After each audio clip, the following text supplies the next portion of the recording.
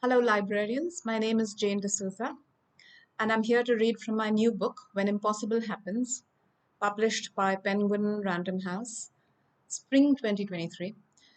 Thank you to Baker and Taylor Children and Teens Services team for having me. The times were dark, alarming, threatening.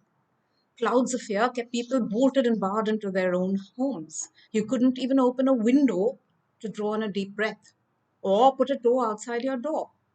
Swara, who was almost 9, should know this because she tested it out.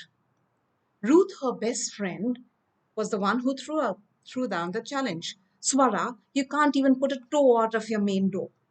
Swara scoffed at this. Why? What if I do? Try and see, said Ruth. It's banned. There's a high-tech app that will make your toe shrivel up and turn purple and fall off.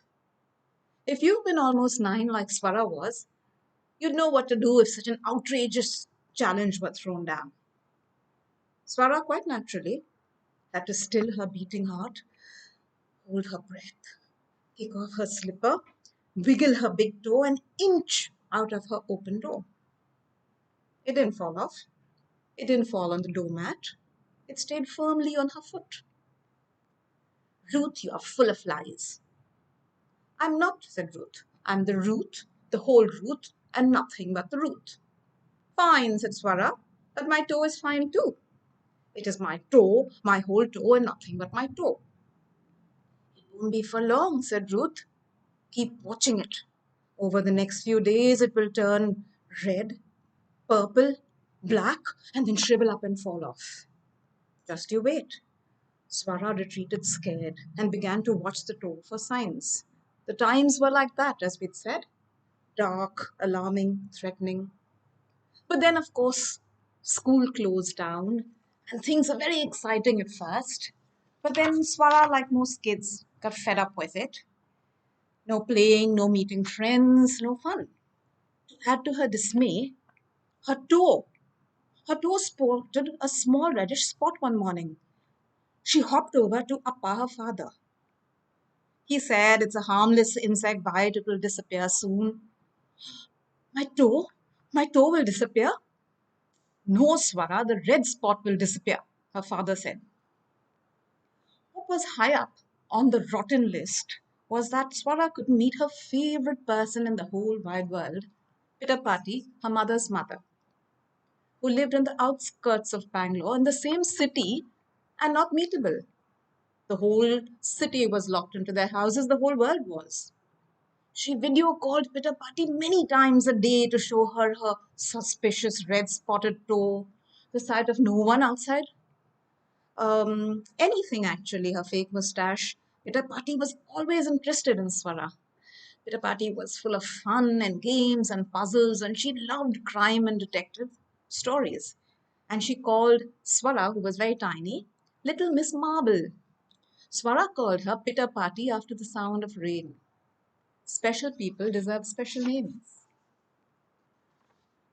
A few days into the lockdown, Pittapati fell sick.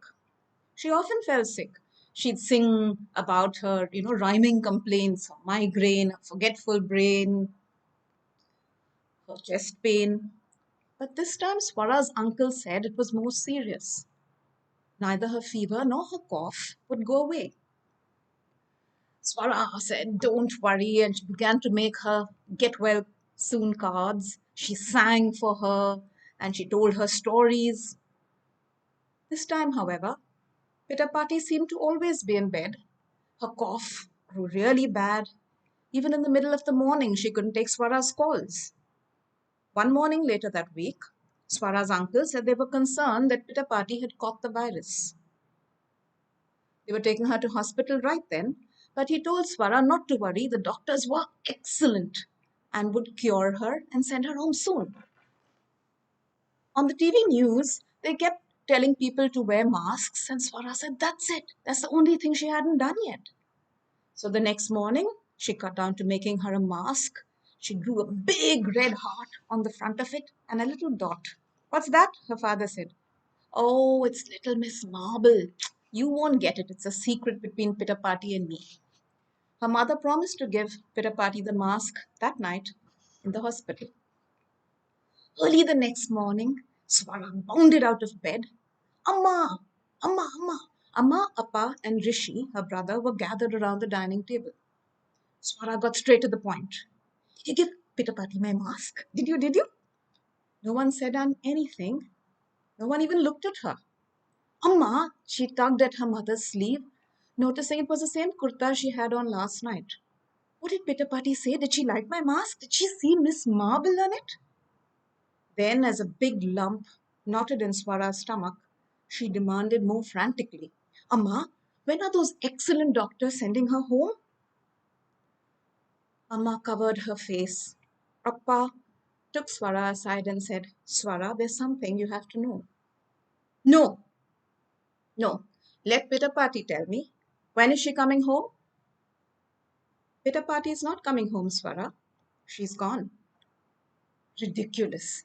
The things grown ups say sometimes. Where did she go? Swara asked.